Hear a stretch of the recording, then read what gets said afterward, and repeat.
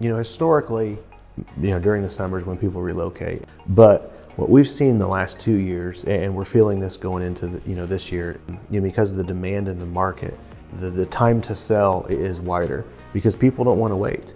The last couple of years, for example, early in the year, February, March, people are already in the market.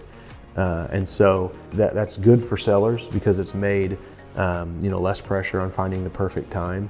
And so that's been good.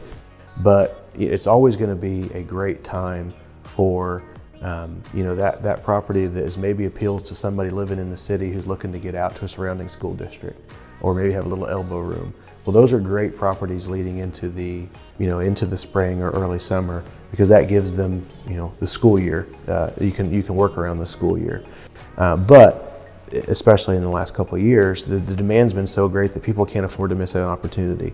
And so if it's a truly desirable property, then people will buy when it's available.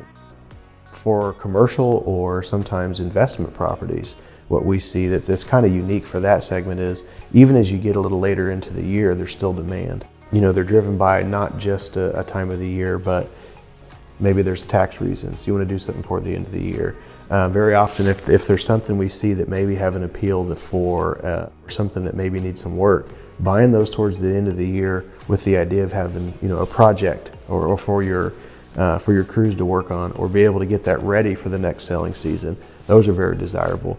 And so we see, for some of that, commercial or investment property later in the year is still a very strong market. Now, for commercial property or development ground, if it's a desirable property, it'll do well whenever it's presented.